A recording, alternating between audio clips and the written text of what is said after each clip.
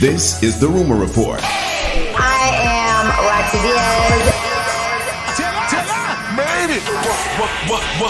What you wanna know? Just to bring the realness and the truth to the story. Listen up. On The Breakfast Club. Talk to me. All right. I want to start with this one because this was one of the ones that I saw right when I was walking in here. Sukihana, she accepts YK Osiris's apology. And it's very big of her. But I'm going to just read a little bit of an insert of what she posted today. She says, first of all, I acknowledge that YK Osiris has apologized to me both privately and publicly, and I have chosen to accept his apology.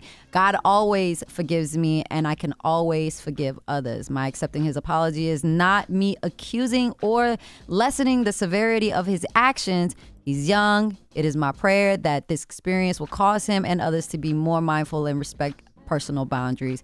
And she goes on, but you know why? But Suki's mom, she still wasn't having it. So I'm wondering if this apology is enough for her as well. I want to go on to say that she also said, I am pro-black women and I am not into tearing down black men. Also, this is something I am choosing to forgive him. I love him and I accept his apology. I would like to move on from this. I love it. Yeah, we should normalize apologies and forgiveness. I agree. Yeah, no, I love it. We should normalize people making mistakes, learning from those mistakes, apologizing, being forgiven, and moving on. Because you don't know what their conversation was about. You don't know Exactly. what they spoke about. But I love the fact that she was, that she forgave him, and hopefully they can move on, and he can put himself in a better place and never do anything like that again. And I promise y'all, it will be your turn. At some point in life, you're going to do something that you're going to want to be forgiven for. 1,000%. 1,000%. I think it is very, very, very big of her. It's showing, those type of things that can happen. Invading a woman's personal space is just nothing that you ever want to play with. And even though we're in an over-sexualized market right now, it's just like, know your boundaries. Mm-hmm. But it's very big of her to accept his apology. Yep. So we move on for that. Lamar Odom is in the news. He's suing his former manager / ex.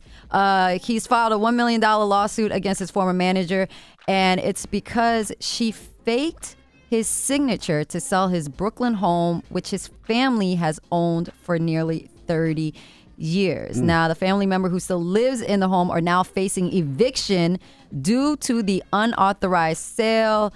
It's been a whole mess. He claims that his former manager illegally used his name, social security number, email address, and other things. She's accused of defrauding people. Basically, he was getting appearances and doing them, and he wasn't getting the money for it. He also claims that she still owes him money. It's just really, really messy between Lamar and Tanita. So, yeah. Well, if she forged the signature and he has proof, that'll be an easy win. That is, but here's my thing. If you have once signed a power of attorney to somebody, doesn't that hold in court no matter what? Yeah, a power of attorney, yeah. Absolutely. But when you're in a relationship sometimes with your spouse or your girlfriend or your husband or your boyfriend, you be like, just sign that for me. And you don't even think about anything about it. It's not power of attorney. You just your wife or your girl or your husband sign for you, You got to read everything that Correct. you're putting your name on. I mean, not just in this situation in relationships, but that's like how a lot of people in the industry get messed up with former managers, accountants, and everything like that, because you're giving them a power of attorney, but you're not really paying attention what you're giving them a power of attorney for. And the next thing you know, your taxes aren't paid. Damn. Yeah. That sounded personal. It happens to a lot of people. Definitely. No, it's definitely happened to a lot of friends of mine that I know, but yeah. Damn. Even early on with me and my wife being married, my wife would pay the bills, and she would pay the bills for my business account, and she would sign my name back then. And I remember going to the bank to cash a check, and they was like, "This is signature doesn't match." And I'm like, "This is my signature." They was like, "No, this doesn't match all the other signatures." First of all, can't nobody match my signature. I write like a slave. Okay, like I write crazy. Jesus, you can't even read mine. Y'all got good signatures? Horrible signatures. My signature is like scribble scratch. Like, mine is bad. and I think mine is like totally different every single time that I even try. I definitely want to see the signature. I forgot how to do cursive years ago. Yeah. I forgot how to do cursive. So I do the first name. That's my signature. Dude, that's how I do mine. I do mine the same way. Mine is like really, really, really similar to that too. I don't know why they accept any of these. Yeah, I don't know. Look how that looks. That's how mine is. Come on, No, man. the worst is when you go to like sign your credit cards and those little electronic things, and they ask you to sign, and all you're doing is scribble scratch. There's no such thing as a penmanship. Went away with text messages. Absolutely. In my opinion. We got to do better by our ancestors. We need better signatures. Definitely too. All right, HBO is clarifying rumors about the second season of The Idol. It's been in the news a lot. People either like the show or they don't like the show, but they were already canceling it before we could even talk about it. They only have 2 episodes out right now of the weekend's Idol. But anyway, they are clarifying that they have been misreported and that the decision on season 2 of Idol has not been determined yet. But I've heard reports that a lot of people don't want the show to come back because they didn't really care to work with Abel a lot. Oh, he's difficult to work with? That's what they said, but to each his own. You never know. I think that when you have a lot of pressure and that's like a show that you're creating and you're executive producing, you just have so much pressure that some things can come off the wrong way. And it's more so somebody wants their passion project to succeed. It's not so much, that they're trying to be difficult to work with. But I wasn't on the set, so I can't tell you. Yeah, anyway.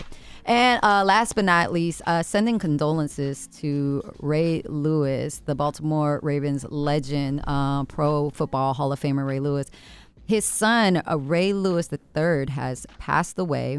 I'm definitely a believer that you should never have to bury your children. And it's a very, very unfortunate story.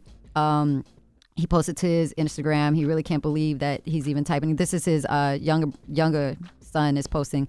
Really can't believe that I'm typing this, but rest in peace, big brother, Rashawn Lewis. A true angel. I pray you're at peace now because I know how much you was really hurting. I love you. I love you. I love you. He was only 28 years old. So condolences to Ray Lewis. Super sad story. Yeah, definitely sending that family healing energy. Lord have mercy. They didn't say the cause? They didn't say the cause, and I don't want to speculate, but reading that Instagram post is like, yeah. All right, well, that is your rumor report. Charlamagne, who you giving that down? Ka-choo! Man, 4 after the hour, man. I got to give Donkey of the Day to Mark DeCara in the Lake County Sheriff's Office. We need justice for Mark, and we need to take a stand against this because we could be next. All right, we'll get into that next. It's The Breakfast Club. Good morning. Wake that ass up. Early in the morning. The Breakfast Club.